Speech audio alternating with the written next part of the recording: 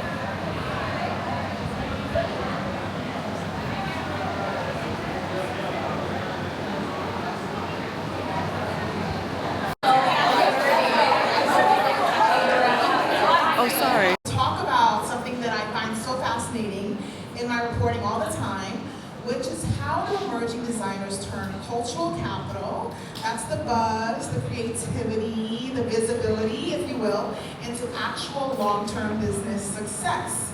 There's no better time to be talking about that than Fashion Week. Child, these are the stairs they had us taking to get up here because it was too crowded on the elevators. Look at that. Look at that. It's giving real tenement museum vibes, honey. But I told y'all I would go in there as soon as they gave us access so I can show y'all at least what the vibes were. It looks like a beautiful setup, beautiful brands. Sad I missed a shopping opportunity because I would have bought some stuff from the Ansley camps, but they have it available on their website, so I'll link that. All right. This bathroom is very nice. Look at this sink, y'all. This is very nice. I like it in here. Very nice wallpaper too. It smells good. Okay, let me go get a little, I don't know, little water, little sparkling water, and dinner will be starting. Not a lot of people are here yet. Girl, I'm tired. Anyway.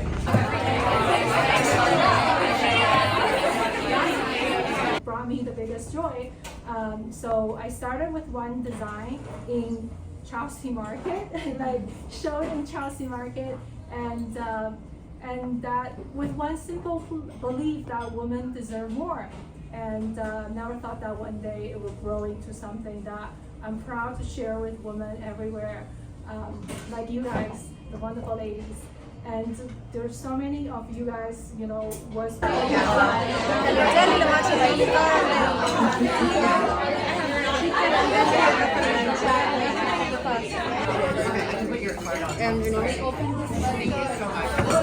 in my bag today.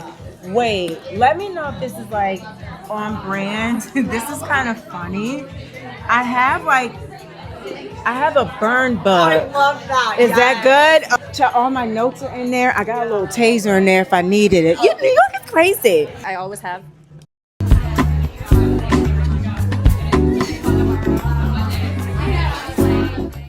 Hello, cookies. It is Wednesday. It is Wednesday, and it's about 11, let me see, 50, almost 12 o'clock. We're going to head down to Soho. Karen Britchick is hosting an event with Pandora, which has been really buzzing a lot. They've been having all kinds of events. They have like a new collection, the Talisman collection that is out. So I wonder if this is in alignment with that with Karen Britchek. So that's going to be in their Soho store. And they like set up appointments for everyone. For 1 o'clock is my slot time. I am wearing an outfit I did not plan actually because I was like, oh, I don't want to wear my jacket just now. It's kind of like it was raining earlier today. It's not raining anymore, but there's puddles and stuff. But anyway, I'm wearing this sweatshirt that I got over the summer for, what's it called? Manhattan Vintage Market. I'm wearing some old, Zara leather wide leg pants, and then my Golden Goose. I recently just bought these. When I bought the Proenza Schuler dress for the panel I'm hosting, I got these because they were on sale for like $3 something. Typically they're like $5 something or whatever. And I don't like the idea of paying that much for a dirty sneaker. Even though I like the aesthetic of the dirty sneaker that is Golden Goose, I was like, I'm not paying full price.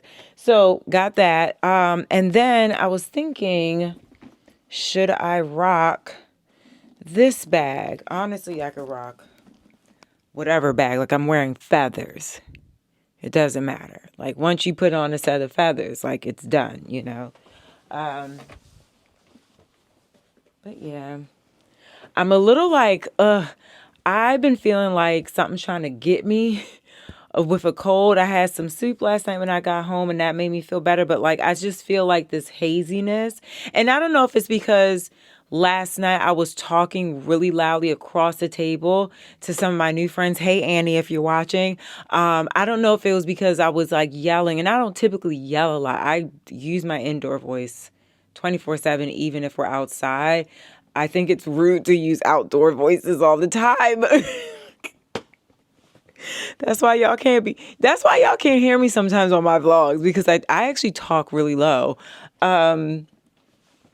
But yeah, I'm just feeling like a little, girl, not this week and definitely not next week. Like we flying. I would hate to feel off on the plane. Like basically, I feel like I'm catching a cold, you know? But anyway, I'm thinking I'm just going to do this and just get my little self down there. Yeah. Also, I really do love this bag. They gifted me a bag. When I come home later today, I'm going to show you. They gifted me the bag and it's full of stuff that we have to go through. I was wondering, I was like, dang, it must be like a bag of goodies or whatever, considering they already gifted us a bag. And then when I looked, I was like, it's another bag. It's a suede bag too. I can't wait to show you. And it has a bunch of goodies in it. However, I do want to switch from this bag to that bag today. I do think that this will basically come back into play when we go to the Olay event on Friday, because I feel like it will look really good with the suit, either this one or the new Paris Olang bag. It was a really nice event last night. I did leave a little early. I was going to try and get to the R13 event, but then I forgot there was a Shop My event that I was invited to.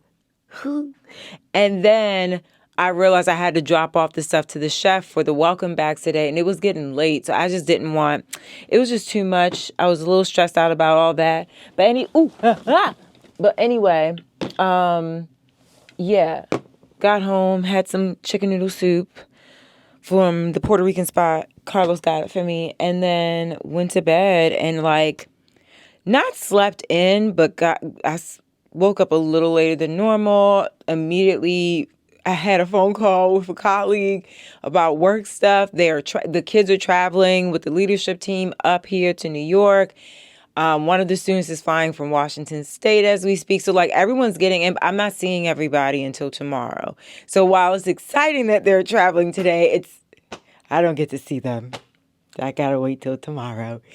Because we have a dinner tonight for 12 p.m. Studios. Who's texting? I love when people just figure it out. I don't think y'all understand. I just love a figure outer. Yeah. I'm a figure outer, so I love myself. Anyway, I'm gonna put on my rings and things, and then we're gonna go. I need a iced coffee. I ran out of that blue bottle, so while we're in Soho, we're gonna go to Aritzia.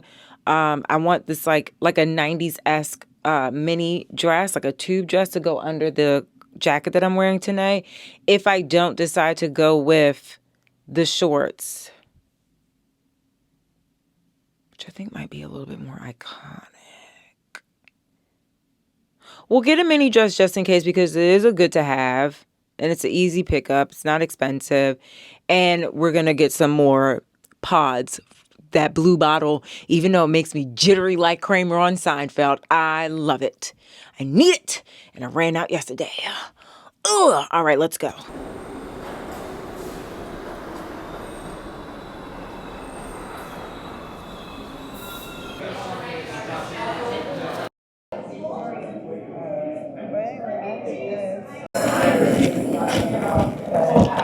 We'll see, but I'll ask her when I see her about the Dominique inside. If she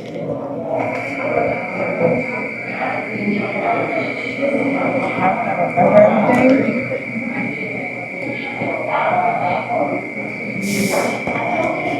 You should see my schedule, how it looks.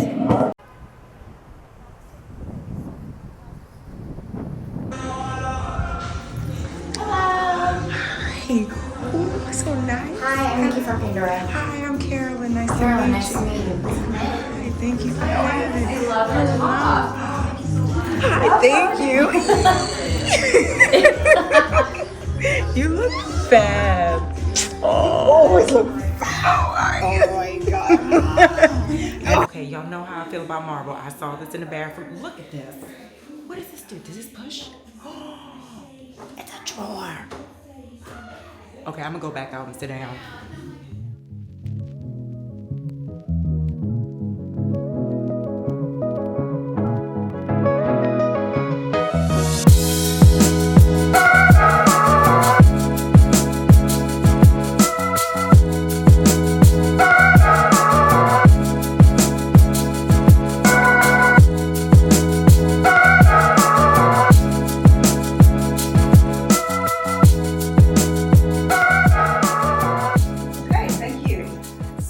First of all, thank you, Pandora, for having me doing this. Now, when they first reached out and told me about this collection, it felt like it fell into my lap because I'm a lover of vintage, anything that looks weathered and feels worn in and lived in.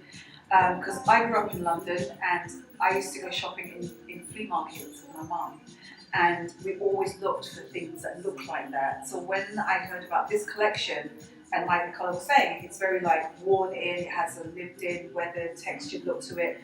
I thought it was like perfect. So it's 12 medallions or charms, and they each have, like she was saying, their own meaning behind them. Like it could mean courage, love, it could be about balance, maybe you're reaching crossroads in your life. It's about opportunities, freedom, strength. So they all mean something different. And that's why I like them as well, because it's not only what it may mean something to you personally.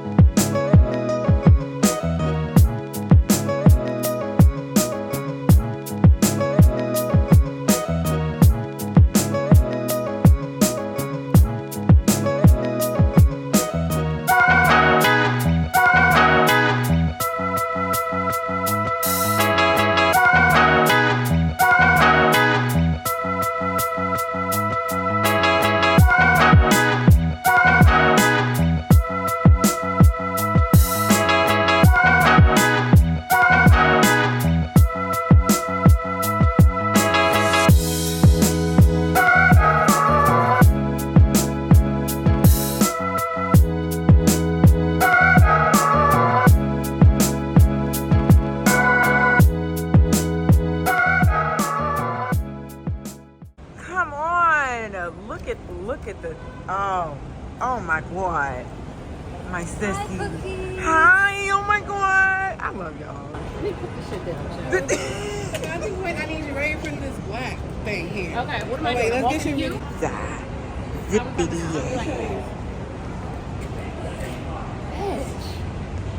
Every time. Every time she a shooter. Hold on. Do one without my purse. Here. No.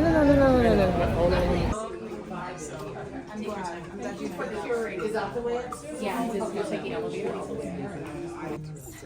I would love to make one of those. But the iPhone? Yeah.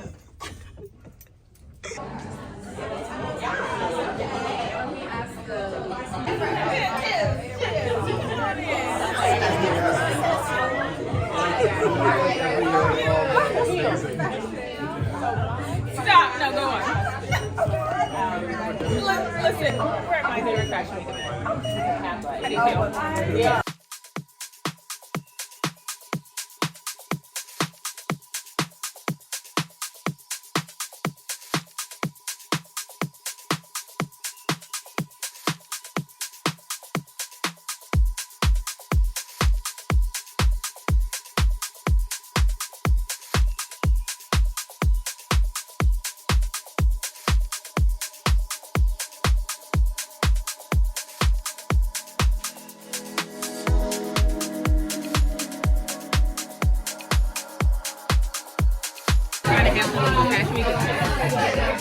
What's going on, cookies?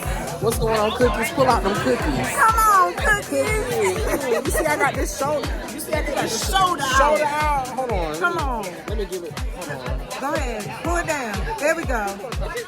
Custom made. Because they got it if you got the coin. Custom. They got it if you got the coin. Now, if you know anybody that want to help source and pay for my next one, Yes. for a little cookie. Because we need several more. For several little cookies. Several. A little cookie. And I'm a big girl, so I got a bunch of cookies. Chocolate chip, macadamia nut, peanut butter, oatmeal raisin, all of them.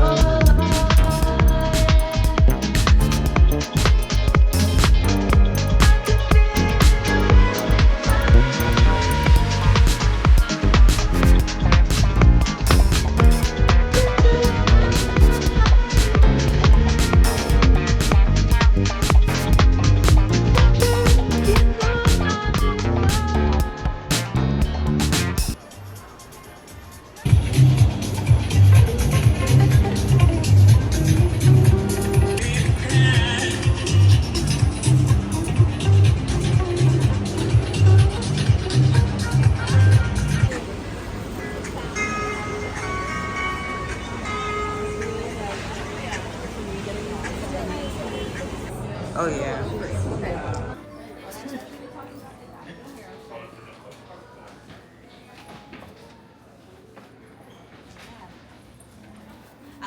I'm not losing my mind. I just love Harry Potter.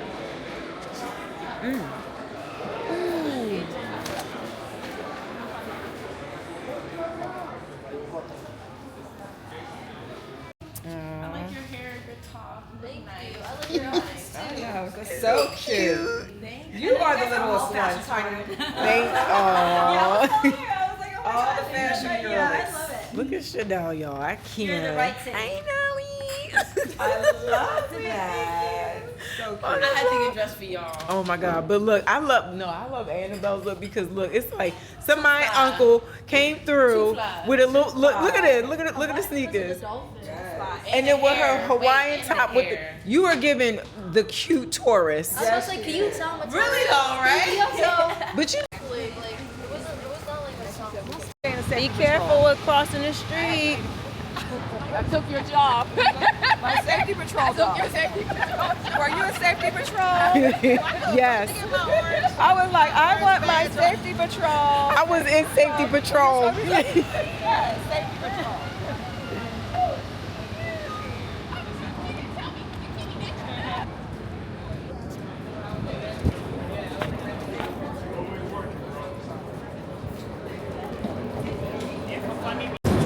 Street or 45th Street, the entire block are all Broadway theaters, and it's mostly the Soho organization. The Schubert Theater, which we're about to go in right now, is the flagship of the Soho organization. I'm the theater manager of this theater. I've been here for about now 4 years. Right now, the current production is Hell's Kitchen, which is there and going strong. Watch your head, everyone. Hello, afternoon. So everything stays in the wardrobe world. So if somebody's out. No, but I'm saying like on your clothes. It'll take it off your. That is awesome. See, I knew you had some. Wow. Oh, somebody has one, I'm sure.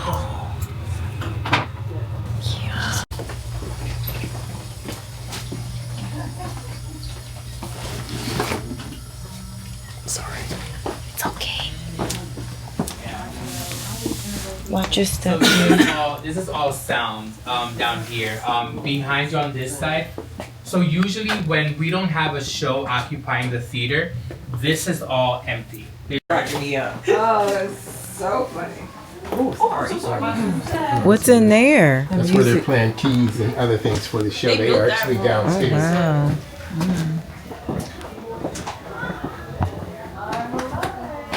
Cool.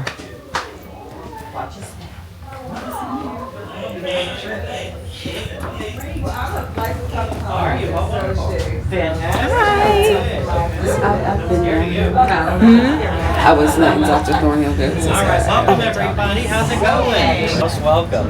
Well, my name is Doug Lucas. I'm glad to welcome you to the hair room at Hell's Kitchen.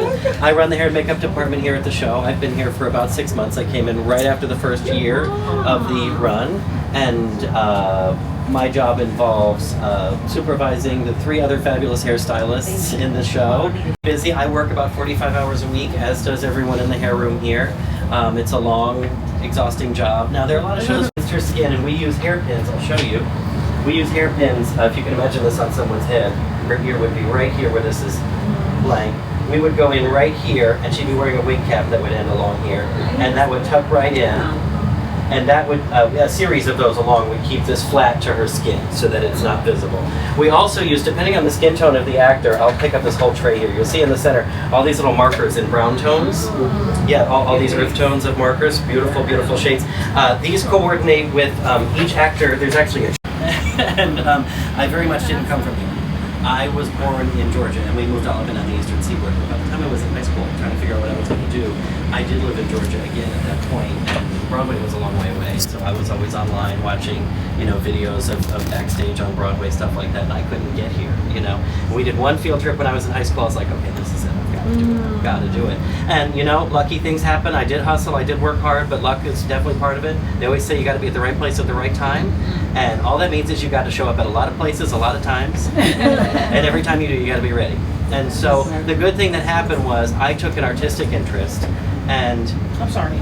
You're okay. My camera is. That's all right. I don't want it on your face, but no, that's all right. And by the grace of God or luck or whatever you would say it is, it turns out that I can actually work a union job with a salary that supports my lifestyle here in New York City. And I have health insurance and a pension. And that's all from wanting to do wigs. You know what? It doesn't sound like any of that's going to happen, right? And so I want to encourage anybody who feels like they might want to be in this room, or might want to be backstage or on stage or doing hair. Theater's a great place to do hair, by the way. If you want to do it, it's for a lot of the shows that come in here, a lot of the set pieces get flown up into the ceiling. For this show, though, most of the pieces are on the ground, and it's a lot of panels that come in and out.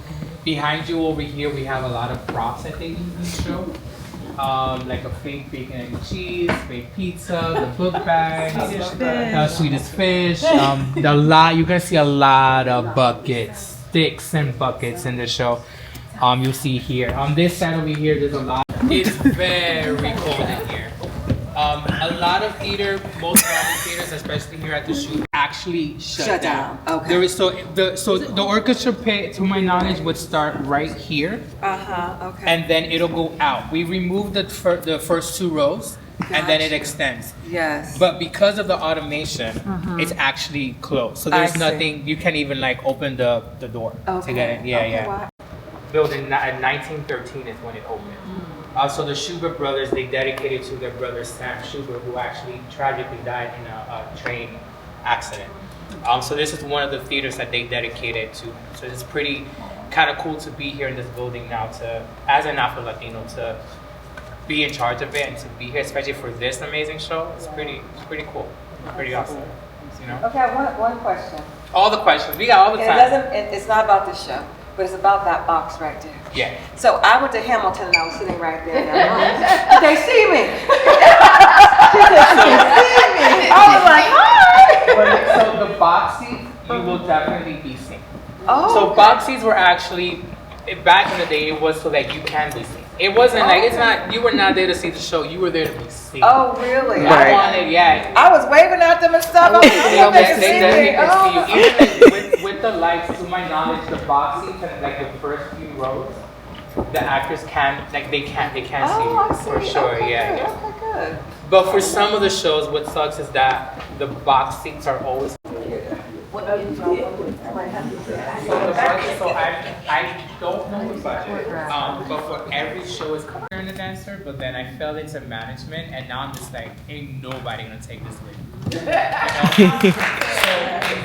there's so many jobs that we just need more people to be aware of, like all the jobs and everything. So definitely there's something for you to do. Even if you're into like doing taxes and auditing, there's a whole department on Broadway for that. There's a whole department on Broadway for that. You know, so there's definitely a job for everybody. That's so cool. Yeah. Any more questions?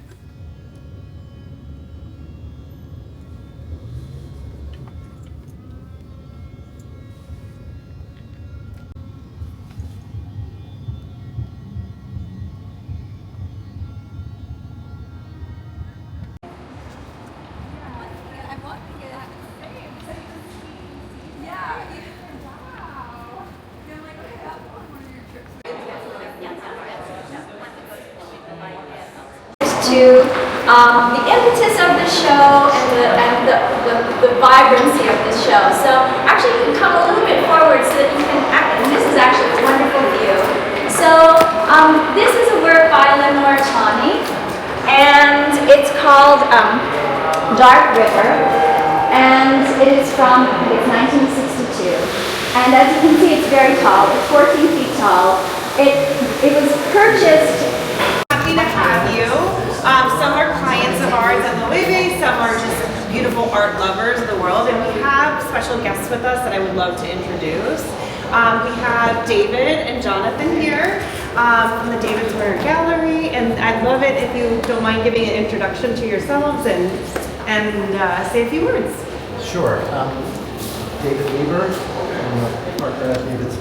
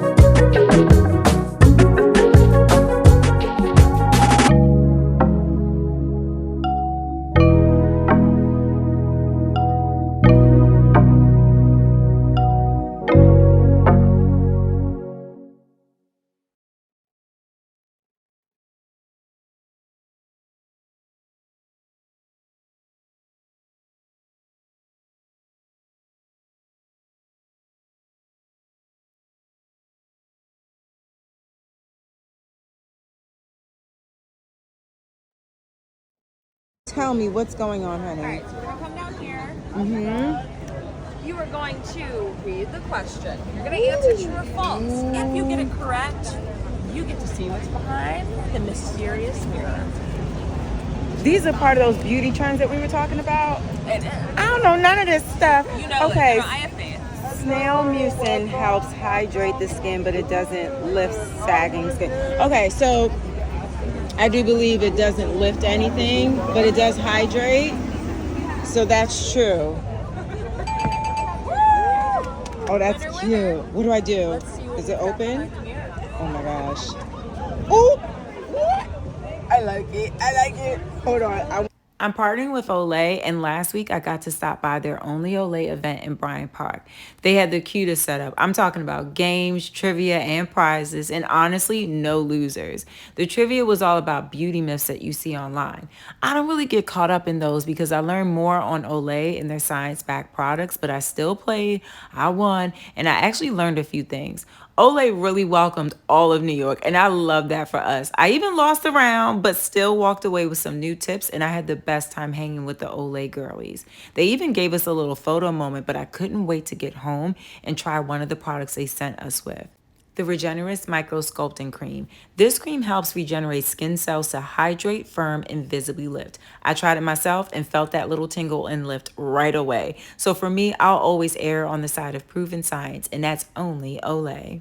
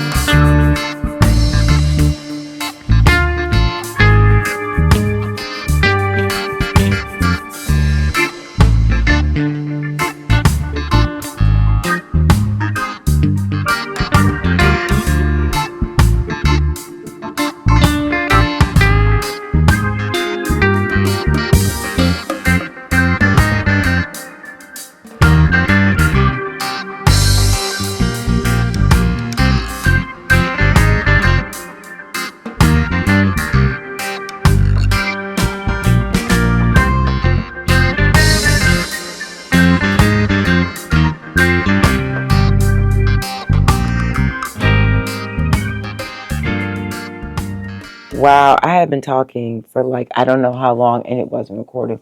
Good morning. Where did we last leave off? A lot has been happening, obviously. It's not the ordinary fashion week, I'll tell you that much, but I'm very happy with it. Let me roll back to the last point of yesterday. Yesterday, we dropped off at the pop-up for Dollhouse Boutique, which is based in Baltimore and LA, owned by a longtime family friend, big sister, Natalie.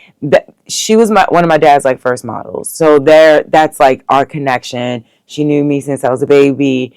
And when I was leaving one event for work, my dad and I spoke, and he reminded me it was yesterday. I was like, you know what? I looked at the address. I said, I think I can get there in 20 minutes and say hello. I ended up saying hello.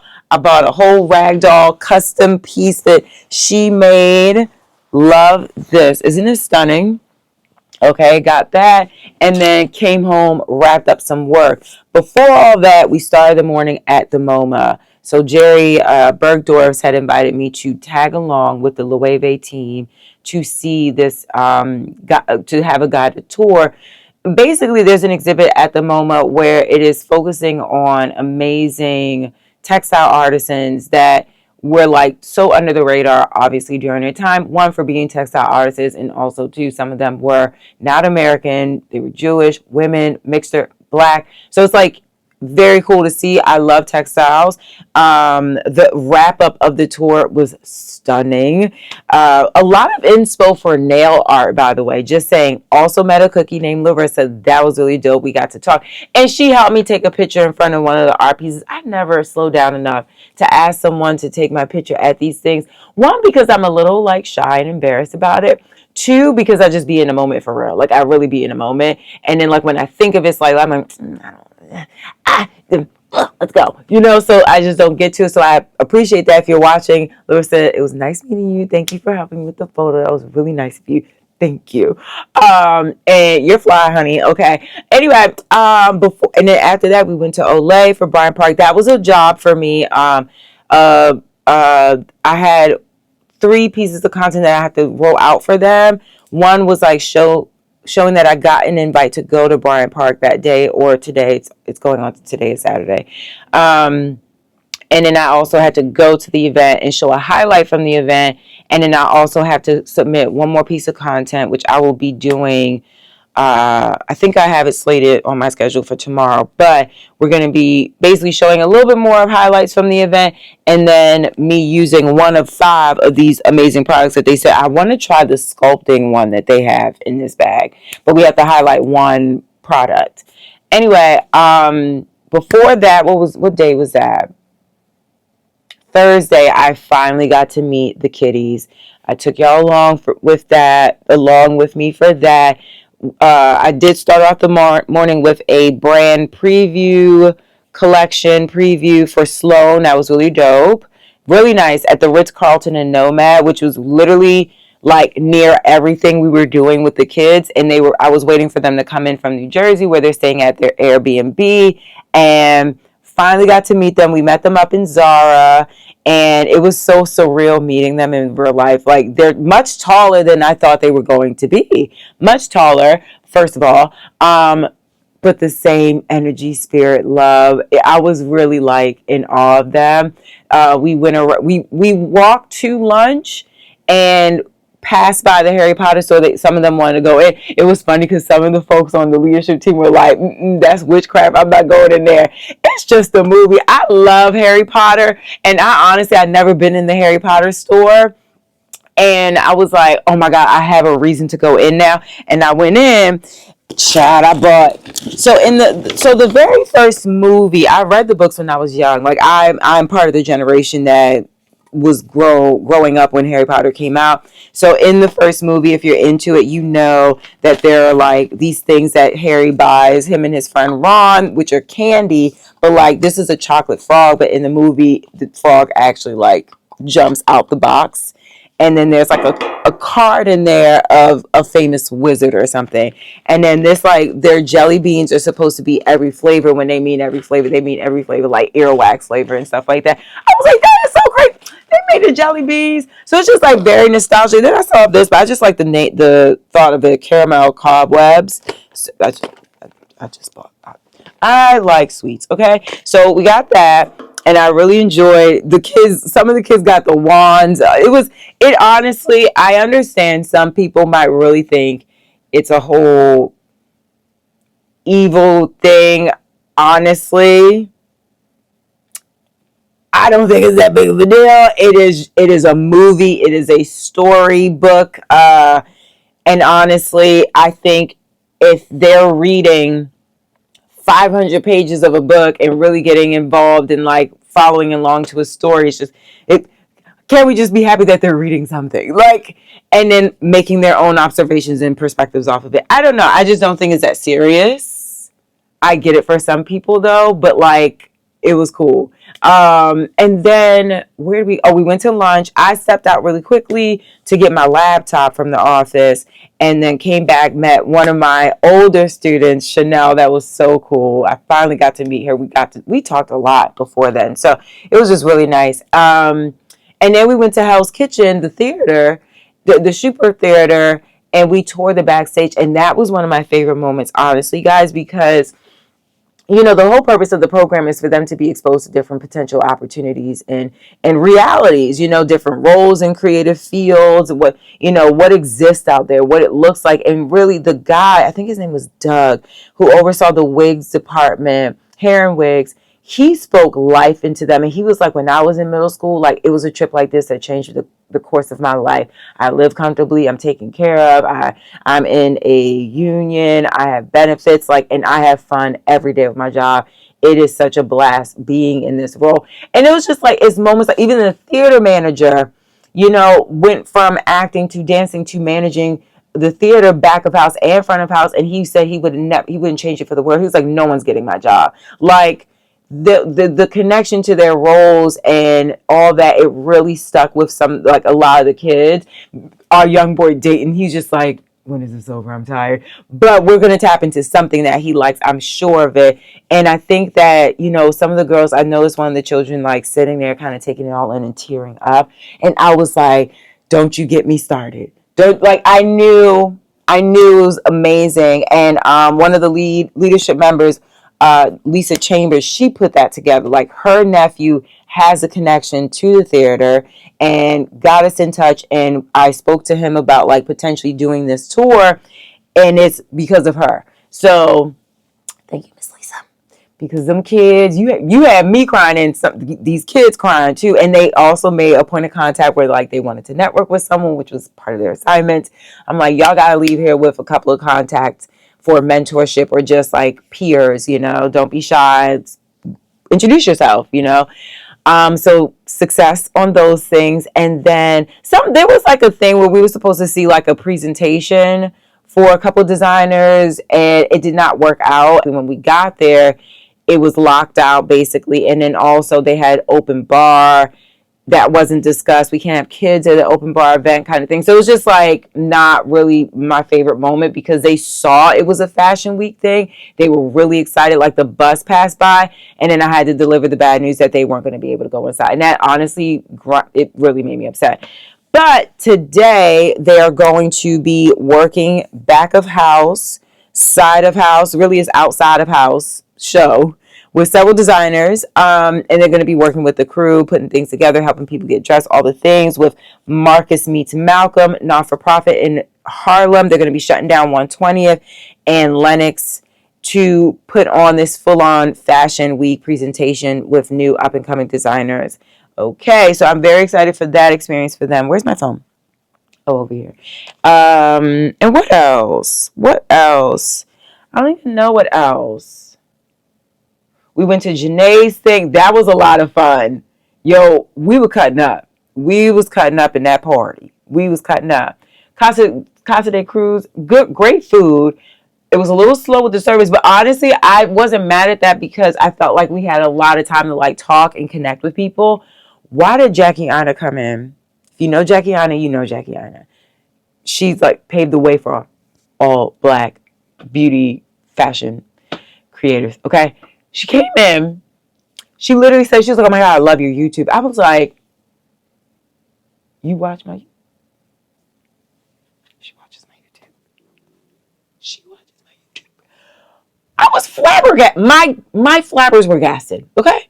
I was not expecting that because I've met her before and that was literally our first time in. I think that was last February. No, it was the February before. And we were at dinner. Yeah. It was cold. And it was when we lived at the last apartment. It was cold, right? She did not know who I was. And we were sitting across from each other eating dinner, whatever. So like I knew but she was very nice, right? And so this time I'm meeting her and I'm just like, oh, wow. Nice. Yeah. Had to keep my shit together, okay? Because I respect her work for years, okay? What? Who is this? Oh, one of the children. So anyway, you know, the kids and timeliness, it's something, it needs to be worked on. Oh my God. And I'm the adult and I'm the instructor, but my goodness, I get really upset when they're late about things, and I try my best to be like, we'll work it out. When really I just would be like, if you are on time, you are late. If you are early, you are on time.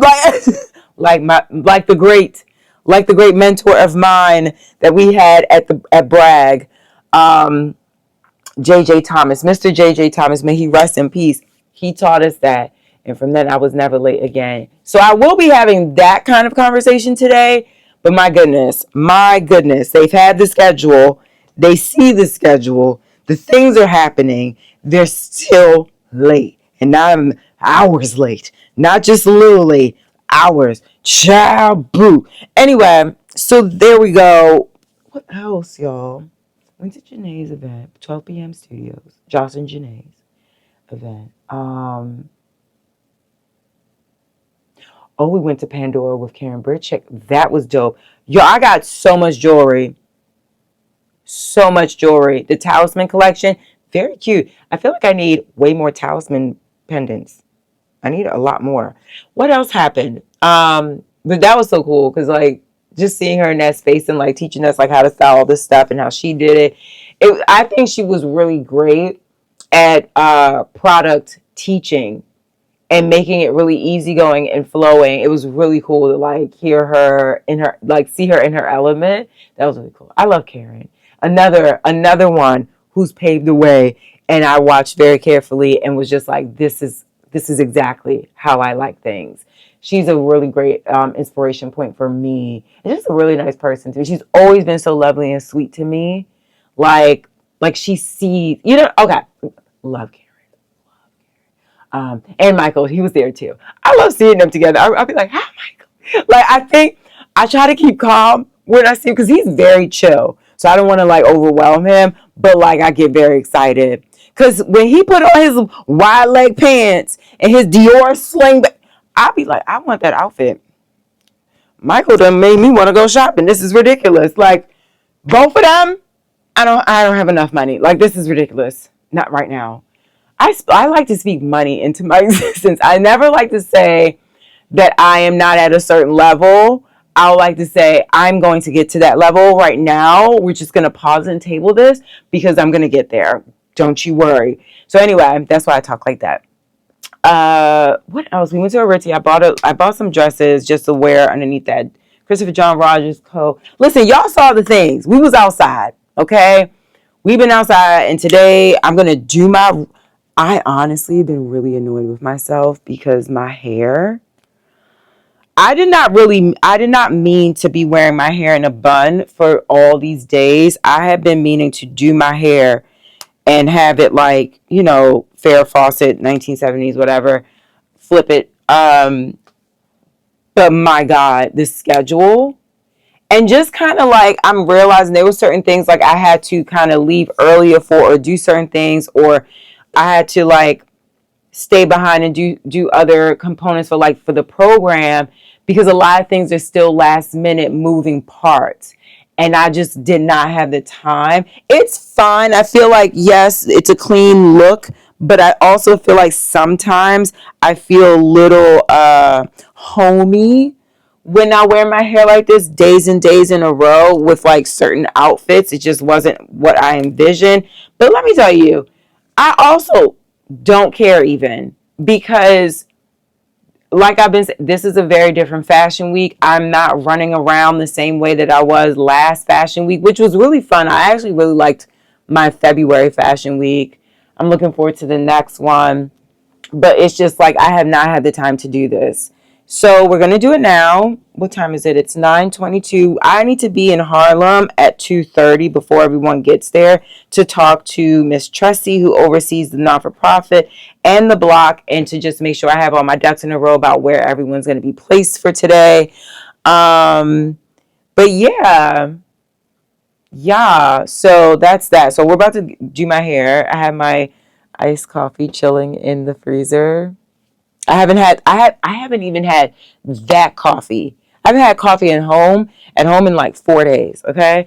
But yeah, today I'm not wearing anything crazy. I'm wearing my Ripley Radar set with like a nice jacket or something so I could run over to the dinner that they're hosting with the content creators. Or I actually might just wear my suit because I didn't wear the suit that I thought I was going to wear yesterday. I wore a completely different look yesterday to the Olay event because of the fact that the Loewe event popped up. So I ended up wearing my Loewe pants. One of y'all said that I should be wearing my Loewe pants this season. Look at that, speaking life into an outfit.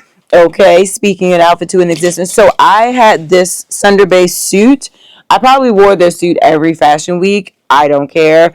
It's going to get worn today, actually. I think it's really suitable for both working with the production crew.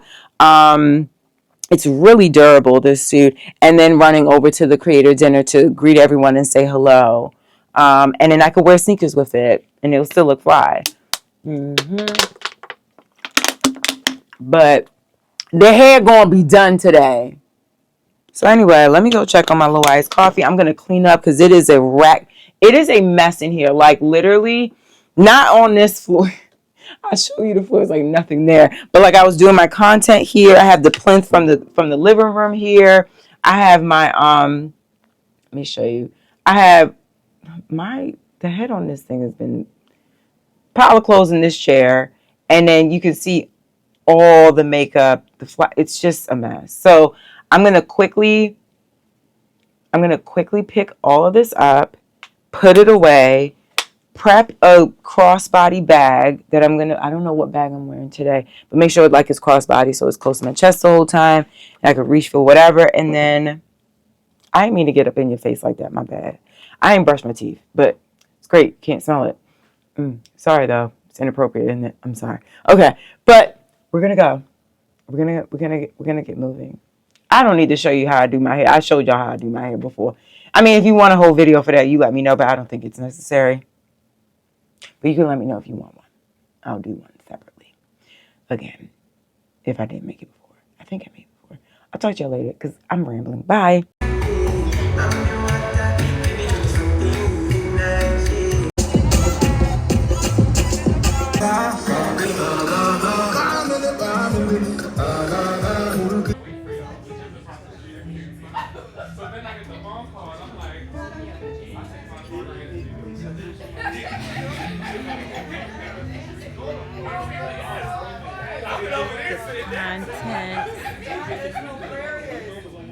So everyone, I just wanted to introduce you to the other side of the partnership.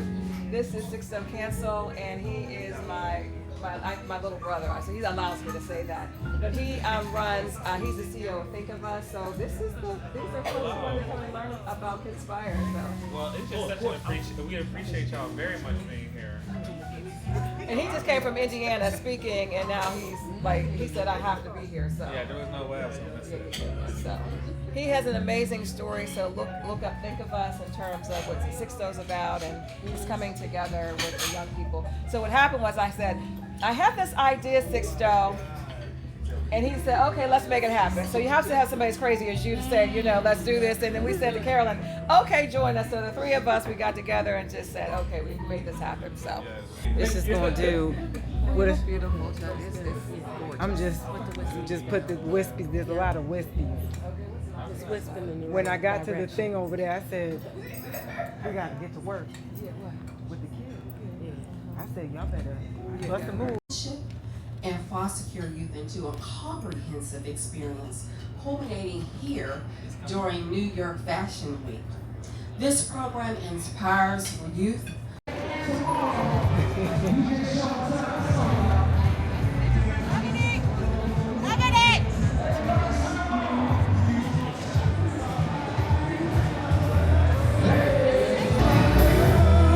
Now listen, you can dance wherever you want to dance, just not on the white carpet, and we good.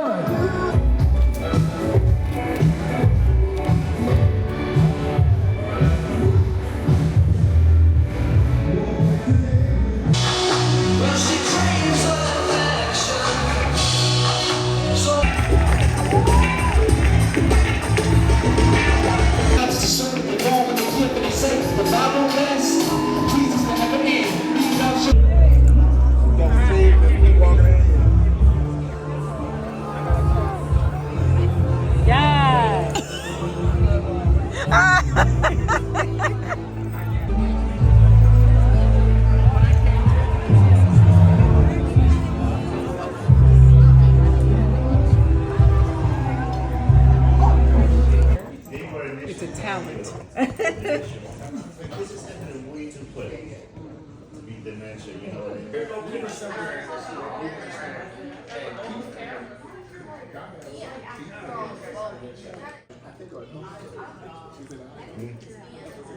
Of course.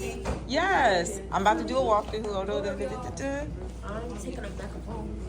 A macaron. This conversation is the business of fashion conversation. We're going to talk about strategy, strategists, experts, people that build brand, work with legacy houses and all the things, and have been really dear friends of mine personally, just my personal business out there. We've known each other, ladies, and this is just a conversation I've been waiting to have for a few months now, and I'm excited to introduce y'all to the children and the people.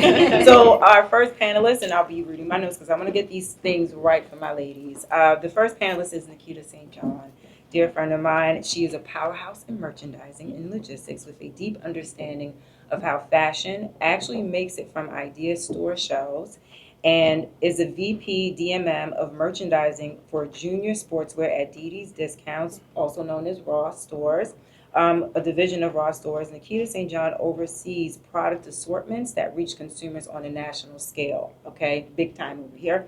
And she's an expert in executing key merchandising strategy. She is overseeing production timelines and store execution, proving that style doesn't just live on the runway, it lives in the systems and strategy that gets fashion into people's hands. Love that. Hi, Nikita. We went to college together, so this is 19 years. And roomies, we went together. Next, we have a true storyteller and just visually, like, one of the most stylish people, okay? Listen, Camille Darby. You represent the fashion this thing. She leads marketing at Vogue, okay, guys, and collaborates closely with top editors and creative minds, including the Anna Wintour. She has a front row seat to Miss Anna, and she ensures that campaigns, partnerships, and content align seamlessly with strategic brilliance. A huge heart too, like huge heart, impeccable style, and sharp perspective. Camille shapes narratives that resonates far beyond the page and keeps her finger firmly on the pulse of culture. And you're always looking out for other people and trying to make ways for people. So, thank you. Hi. Next up, we have the Jamila Davis Hernandez, who is actually one of my mentors, guys. We did meet at Saks, but Jamila is a luxury retail expert as well, brag board member, and FIT Business School. Hello, okay, amen. And Business and Fashion Council board member. Nearly 14 years ago, we met, and I had the privilege of meeting her through BRAG, which is also standing for Black Retail Action Group, which is similar to a program like this. They work with high school students and college students. I was able to receive scholarships and internship opportunities through that. And when I came out of college, I met Jamila at Saks, and she was assigned to me as a mentor. And yeah, we just been connected since. Each other. Why would we leave? Like, it's just amazing. And since then, she has continued to embody the mission of creating access and opportunity for the next generation while bringing her deep expertise in luxury retail and commitment to advancing diversity, equity, and inclusion in fashion. Thank you, Jamila, for being here. Love that. And finally, this black girl. Okay, representing both craft and creative entrepreneurship. Okay, we have Miss Chi Smalls, as well as known as fashion and lifestyle content creator. So she has 2 full-time jobs. Please understand this.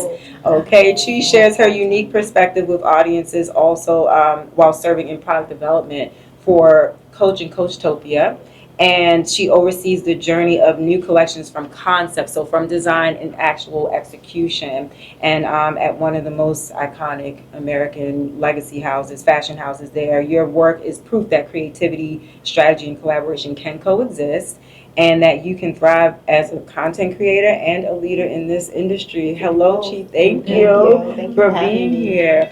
Now, yeah, so y'all know these ladies are equipped, okay? They got the arsenal. They have the expertise, and I really, I wanted y'all to talk to the kids because y'all just have a very unique perspective of how this business works and your experience through the years, and how you got to where you got to, and really, I want y'all to take us back at the beginning of what really connected you to fashion in the first place, or any area of the creative space in connection to fashion. Like, what was the first thing for you?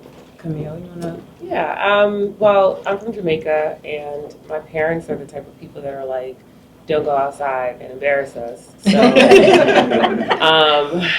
looking good and your appearance was something that was really important, and they always looked really good when they went out. So my sister and I just sort of adopted an interest in self-care, I guess.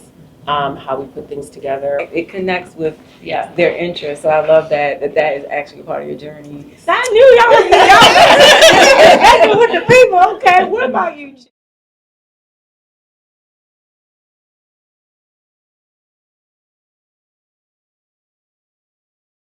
I want to just thank you so much for being here. It's just incredibly heartwarming that you would take the time during a busy week for all of you all. So I just, on behalf of the Second Chance, thank you so much. And we have gifts for you. You all give us so much. I'm a believer in giving back. So you have some goodies in here, okay? I'm lucky. All right.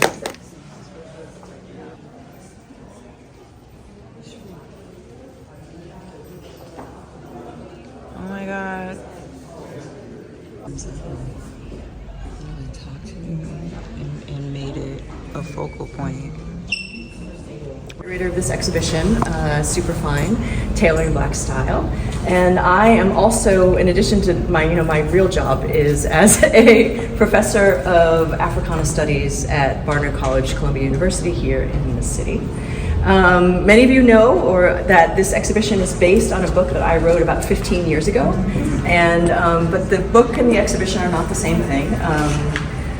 The exhibition is a kind of translation of my book, right? And one of them was called Drama, right? She saw drama as a major facet, right, of Black culture. Another category that she came up with was the will to adorn. She loved the way. This particular piece is by a contemporary designer named Grace Wells Bonner, right? Who's a Black British woman, who again, one of the things that's so amazing to me, or was amazing to me in terms of curating this exhibition, is how many contemporary Black fashion designers really are scholars, right? They understand the history of Black representation. They understand that long history that this exhibition really tries to get at, and sometimes, not always, but sometimes work with it, right, in their own designs. So Grace Wells Bonner, right, I was so amazing. She read my book, right? I mean, when it first came out, and used it as part of, in some ways, some of the ways in which she was thinking about her early design. So this is an early piece from her collection, and this piece comes from a collection called Ebonics, right? And what she's doing in that collection is really thinking about, again, similar to the way this exhibition works. What are the different kinds of languages? What are the different ways that Black people express were out there and that we could get?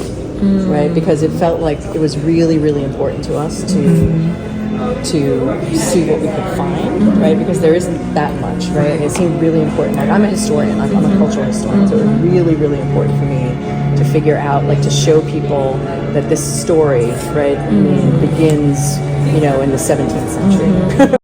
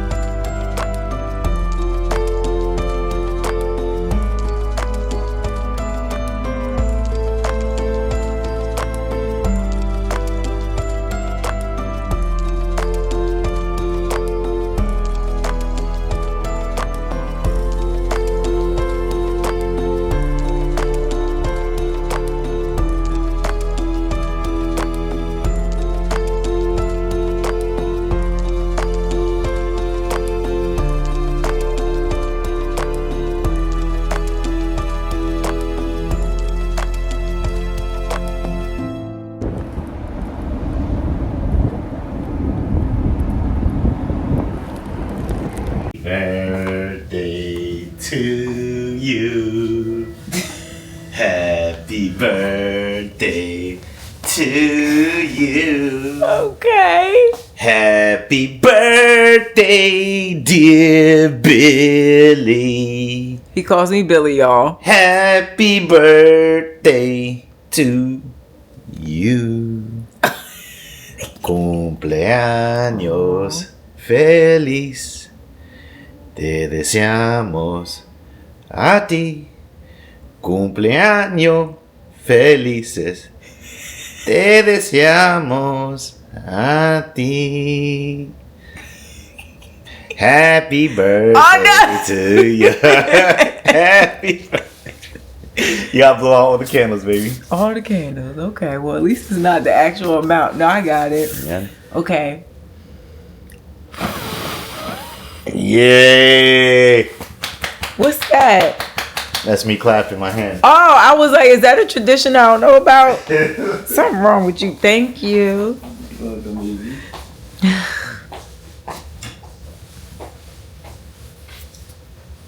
I got 2 strawberry shortcake cakes this weekend.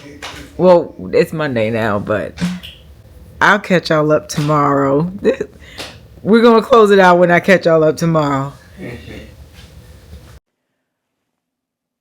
Oh my gosh, cookies. So it is actually Tuesday, the 23rd. So this is coming from editing me. I didn't get a chance to follow up at the end of the vlog when I was making it, really, to close it out. So we're going to close it out right now as we're getting ready to rush out to Long Island for Carlos's niece's horseback riding birthday.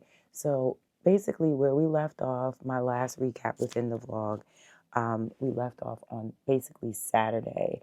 So the Kinspire students were able to work as basically the production team for the Harlem fashion show that basically had several different designers. We only really knew Joseph McCrae because 2 of our students had already worked with him in the past for like a casting call. So 2 of them were assigned to work with him originally, but a couple of things happened that day.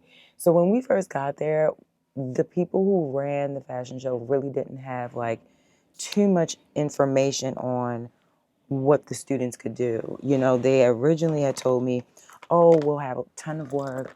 You know, they'll basically help with production. And when we got there, they ended up like being in the church that was kind of around the corner from the location. And they were just helping people, models and so forth, to find the bathroom within the church. But it was like, you know, 7 of our students doing this. And I'm like, you don't really need that many people doing a bathroom direction job.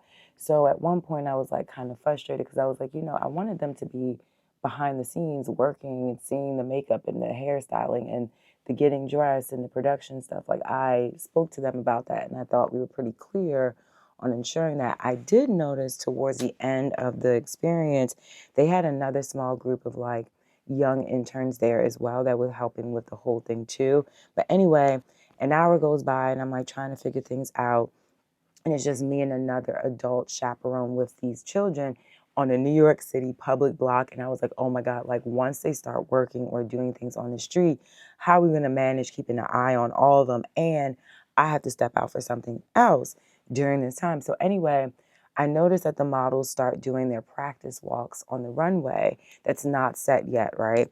And I was like, oh, the kids would love to see this. Like, so I called them out of the church and was like, hey, come down and around the block to see the model walk, just so y'all can see how it kind of runs. They do a run of show behind the scenes before anything starts for the day. So they come around, and as soon as they came around, one of the people that lead Marcus Meets Malcolm, the non-for-profit organization that hosts this show and many other things alike on that block, she was like, actually, we need some of your students to help us set up the chairs, clean up the chairs, set up the runway. So they went straight into work doing that, covering up the barricades, cleaning the seats, organizing the seats, making sure there was like 150 seats, blah, blah, blah. They cut up the runway, they cut up the step up and repeat and prepared these things. So like they went straight into work. And when I tell you these kids, it was like they was getting paid. It was their main job. One of the students, Samari, she was like, we have to do this, we have to do that, giving people directions as they were coming up and asking questions about the things, like with so much confidence and just like willingness to work. Two of the students were either super late and didn't really get to do anything, which I was like, okay, we got to discuss this at a later time. And the other one, it was a lot going on for him, so he just had to take a step aside and like not do this particular exercise. And I recommend, just go home. It's okay, get some rest. If you want to link up with us later and have food, you can totally do that. But the kids, they worked their butts off that day. I was very impressed. I was very happy to see it. I did have to skip off around the corner, like literally 5 blocks away, to a dinner that Dr. McDaniel and Sixto Cancel was hosting for other content creators and just people in New York that are in the fashion space, but also wanting to work with the organizations with child welfare, kinship care, and they hosted this dinner around the corner. And actually, they ended up doing like a birthday surprise for me there too. They gave me a gift, which was really nice, and I finally got to meet, oh my God, I finally got to meet some of the Worn Through Ways Wednesdays OG cookies that created the concept and have been doing it for almost a year. October's our anniversary. And I finally got to meet them in real life, minus Nisha because she's in Atlanta. But I met Mickey, Gigi, Lena. I was so excited. And I felt like this was like a time where I finally got to meet people I've been talking to for months, years, and I didn't have enough time with them because I went over there to greet them, to start the dinner, and then I had to run right back over to manage the kids and like what they were doing. So once the show was like kind of going, and the other part of the leadership team was wrapping up their dinner, it was time to get going. So I had ordered cuts and slices, a couple of pies. You know, cuts and slices is iconic for their amazingly flavored pizza, oxtail, chili pizza, that kind of thing. And so we're friends with the owners, and we placed an order, got it delivered here at our apartment, me and Carlos's apartment.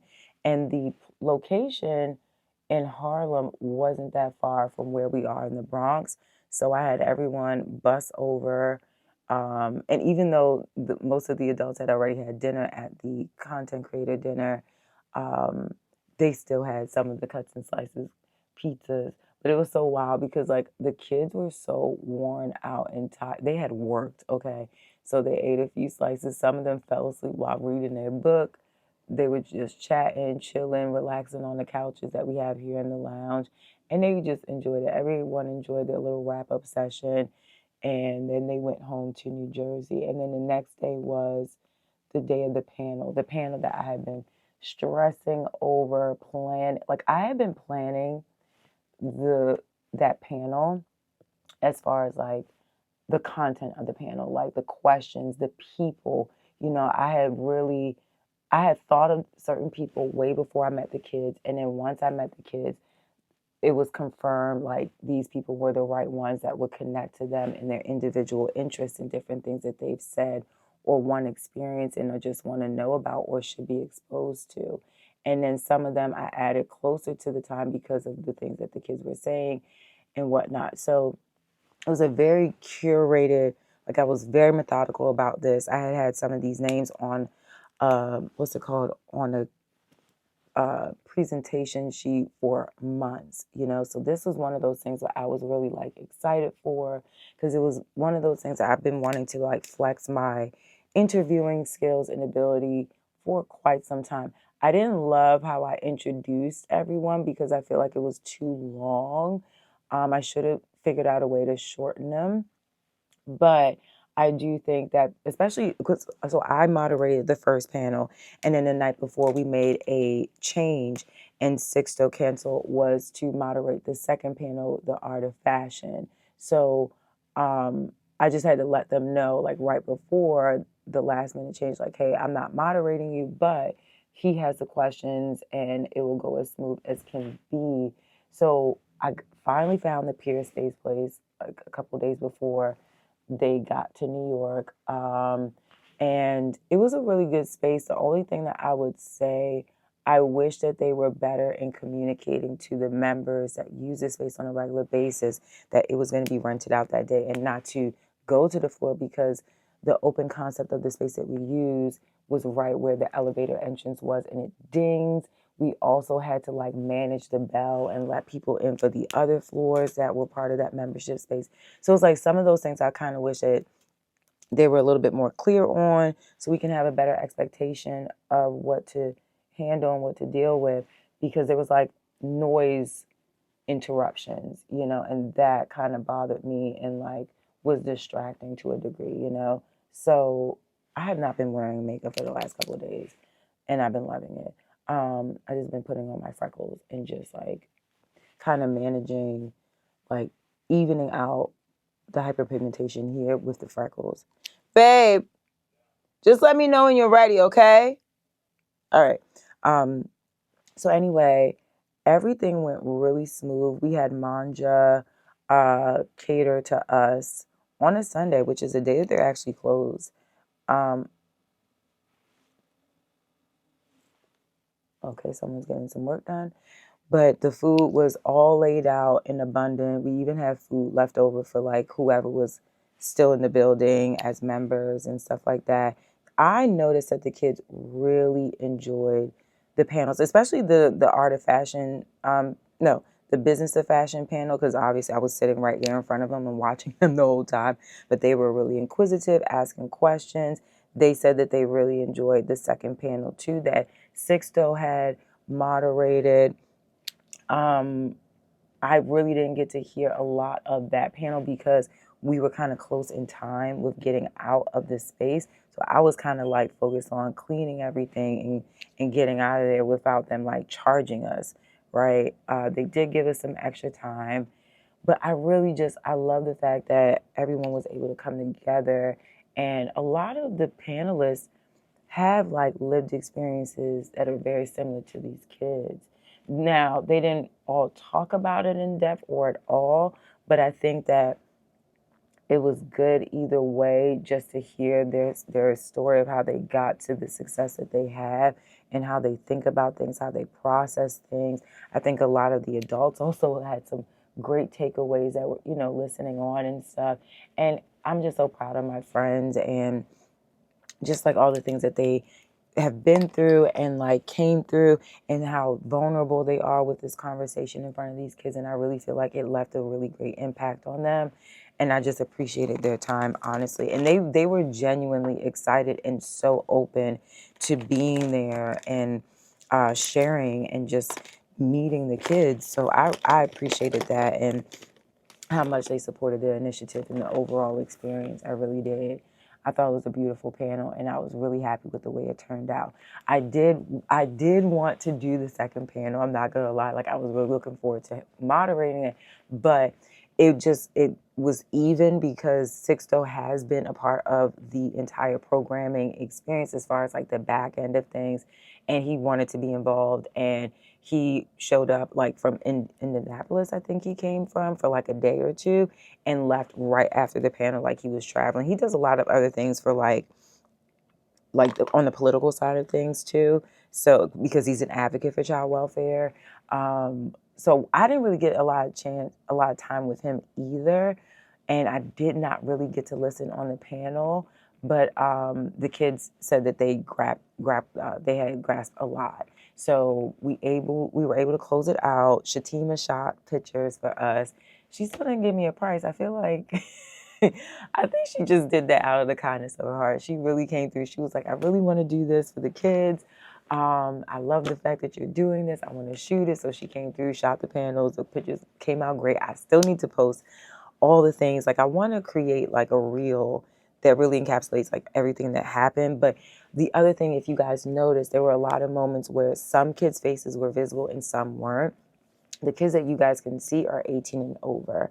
The kids that you can't see and just see the back of their heads, they are under 18, obviously. And, for legal purposes, like I can't show their faces. So that's why some of them you see or are able to see and some of them you're not going to see. But yeah, she came through, shot the photos. It was a beautiful event. It was really nice. I just felt like it was an abundance of love, care, vulnerability, sharing, and food. There was so much food left over. But Dr. Medina told me to order enough food. She was like, I'd rather have more food than not enough food. I was like, I hear that, sister.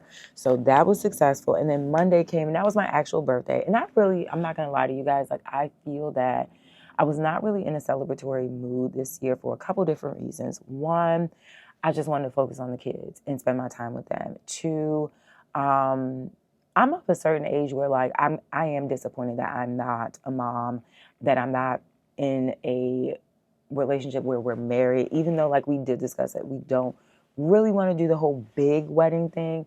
There are some disappointments that I have in that sector, and I'm just being completely honest about it. I'm just putting it all out there. I'm just going to be vulnerable with y'all. I just feel like I'm at this age, I'm just like, you know what? I'm going to celebrate the kids and this program and where I've come so far in my career on my own, and just like the success that I've had post-agency. Like, I'm kicking ass, okay? Like, so I felt like I wanted to celebrate that kind of quietly and with the kids. I felt like that was a milestone and a big celebratory moment, to go with them to the Met, to have a private tour by Monica Miller. Like, that was a big deal for me, and I celebrated it in the way that I wanted to. I really enjoyed it in the moment. And also, like, Carlos did something for me on the side. When I came home, like, this is post my Miami trip with Asia. He had like a whole new record. Like, I wanted a record player for years. Got me a record player, new records, cake, all the things, really nice, you know. But I just really wanted to celebrate quietly and not like talk about my age. And that's just a me thing. That's a me thing. It's not like an ageist thing. It's just a me thing, and I don't want to hear about it. It's like one of those things I'm sharing vulnerably, but it's not for it to be like discussed or combated or said to, well, you should appreciate this. Don't tell me. It's my birthday. I can cry if I want to. I celebrate how I want to. Everyone has a choice of how they want to do their birthdays. And that's how I wanted to do it. I wanted to do it quietly, celebrate my moments with my students, celebrate quietly with my boyfriend, and honestly, more in the fact that I don't have certain things that I wanted at this point, because I can, and I can work towards it for the next year, right? Right. So leave me alone. Let me do what I want. Let me be a bitch about it. I'm not even joking with you. Like, let me be a bitch about it. That's how I want to do my birthday. I didn't want to mention it. I didn't even do anything on social media. Like, I posted something on the day of my birthday, but it was more like a timestamp. It was not even like, oh, happy birthday to me, or talking about my year around the sun. No. This is a marker. Like, I feel like this is my villain era. And I also feel like it's a villain era because people get really butthurt when you put yourself first. People get really butthurt when you do not allow yourself to get distracted by their craziness. People get really butthurt when you have made a decision where I'm not going to allow anything to distract me from the final goal. I don't care who you are, what you do, how long you've been in my life. If you are going to distract me, I'm going to swipe you out and keep going. Like, if it isn't positive, if it isn't intentional, if it isn't aligned with my godliness in me, I don't have time for it. And it's going to be feeling villainous to other people because you are putting yourself first. So let's celebrate that. That's the birthday, the birthing of my villain era, where I don't give a shit about what anybody thinks. The fuck it is running through me very thickly, and I'm here for it. Anyway, moving on. Now, the thing about the Met, I was waiting since May to go to this tour, especially when I found out that we were having a private tour with the guest curator, Monica Miller. Now, here's the tea. The folks came very late on the bus. So the tour is supposed to start at 9. I don't think the tour didn't start until 9:47. And as a Virgo, and it was quietly my birthday, I was very upset about this. I was so mad because it took away from the experience. We only had like literally 20 minutes with her. And then like once the museum opened, and it was prior to the museum opening to the public. So the music was low. It was a thing. Once 10 o'clock hit, the music went up, and Monica had to really project her voice for us to hear her. So it was a rushed experience. She only went through like 5 or 6 really important points throughout the exhibit that really, like, she really wanted to talk through, and everything else we had to like go through on our own. I'm going back to do it by myself, to really like read everything through it. But it was something to be said, like, it's something to be said. 2 things.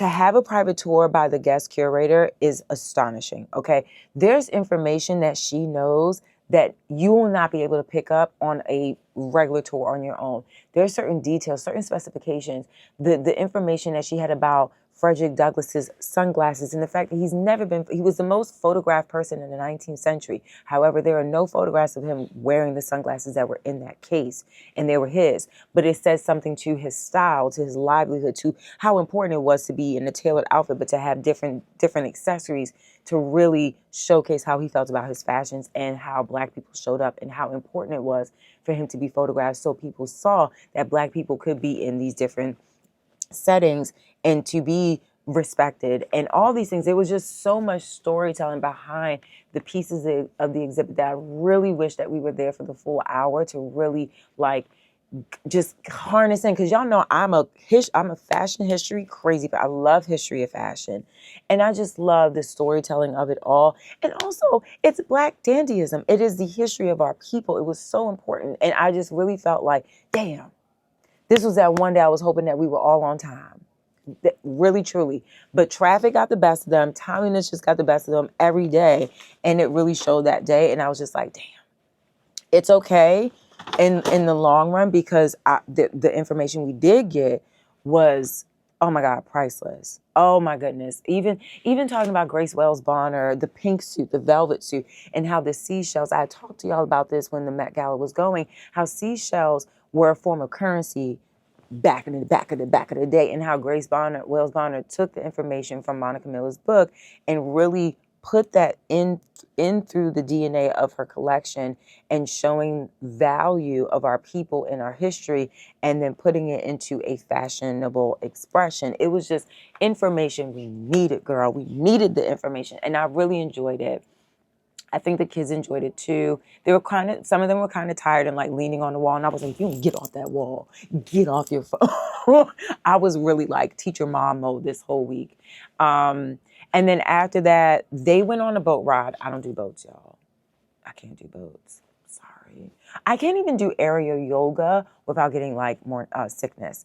Anyway, they went and did their thing, and then I met up back with them for their closing dinner at Astoria Academia, which was a restaurant that I went to look at for the panel, but it was a bit too small. And I'm glad we didn't do it there, but I'm glad we did do dinner there. And I just had a good time. I sat on the side with all the kids, and we were just chatting, joking around. One of the boys dating told me that there was a mouse in the Airbnb where he was staying, and he named it George. I said, we got a little Michael Jackson with Ben. What is going on? And at the end of the dinner, it did get very emotional. Like one of the kids told me, he was like, you're like a mother figure to me. Samara was bawling, crying her eyes out, talking about how grateful she was. All the kids, Serenity, like it was very, they even had birthday cards for me. They filled out birthday cards while at the table. And I was like, didn't even notice it, but I did notice that one of them had a green pen. I was like, what are you writing on? Oblivious. And they really celebrated me for my birthday and just like the time that we shared. And it wasn't enough time. I really wish I had more time with them. I think next time they'll definitely have a situation where, I'll be able to stay with them. Because the plan was to get a hotel, and we all stayed at the hotel in the city, but it was very expensive. It was a very big ticket, and the Airbnb was a better option. But it was further out, and because I had other work mixed into the experience, but I had to be in the city or just closer to, and plus just like overall room, I don't think there was enough room, honestly. But I think next time we'll figure it out, because I really wanted to have a lot more time with the kids. And I do think it's interesting because, knowing how much they work, I've been texting them every day since they left too. I miss them. I miss them so much. And I do want more time with them. And, talking about the next cohort program, next September, I was like, dang, I wonder if there's a way that some of them can come back and do the experience again in a way that we have more refined, or, the next cohort, will I have hands-on experience with the kids? And I'm like, do I want to have that amount of connection with the next group of kids? Because here's the thing, I'm stressed with the fact that I have 8 children now. I need money. I need way more money because these are my 8 kids. I snuck buying stuff for them at the Met. Like, some of the stuff was kind of expensive, right? And they had ran out their shopping list. I was like, you want that wallet? How much is it? Just put it. Okay. You want that sweater? I think you should get. I didn't care. I didn't care. I got books for them. Like, they're my babies. They must be spoiled. I need emergency funding on the side for my 8 children. So it's like, do I want to get that close to another group of kids? Because that means I might have 20 kids. I need another teacher. I need another instructor. I need another me to like take over the next group because I have this group. I want to focus on this group. I want to focus here. I need time. Take the next group. I want this group. I'm stressed.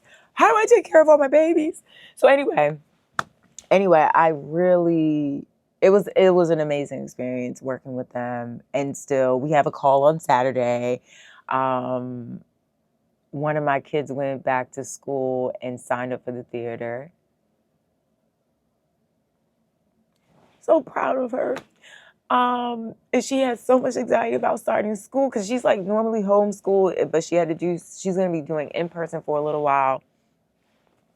And just like how the trip has impacted them, you know, I cried the whole time they were here too. So what, are you surprised that I'm crying now? You shouldn't be. I'm so proud of them. And they really like, even Dayton, my little hard nut, you know, my little hard nut to crack.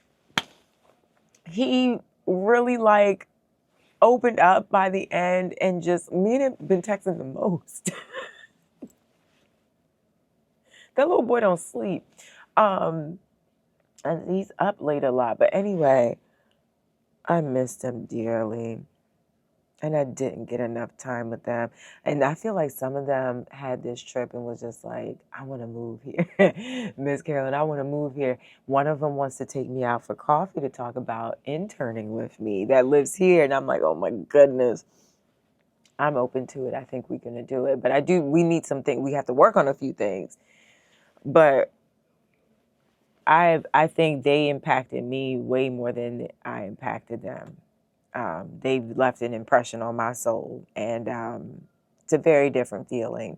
I've never had really before, a different level of responsibility and love, and just so happy for them, like abundantly happy for them, and just wanting them to do so well, and talking to their guardians, and you know, just saying like, you know, how's everything going, and just them sending me pictures of them at school, like it's just. I'm very grateful for the opportunity that Dr. McDaniel created for me to do this. Very much, that we have aligned in many ways and just made this thing happen and grew as leaders, you know, immune support. But anyway, we'll wrap it up here. I think I covered everything. And after they left, I went home. Carlos had a birthday cake. Y'all saw how he really think he could sing. Anyway, then the next day I had to get my nails done. Okay. I said, Cynthia, just throw everything on these nails, girl. I got my nails done, and then I went to a trade show and saw some things for Gray Layers Co. that will be coming out soon. But that was it. That's how Fashion Week, not so New York Fashion Week happened for me. And yeah, on to the next. I'll see y'all in the next episode. Thank you so much for watching and sticking with me for all this time. I was yapping.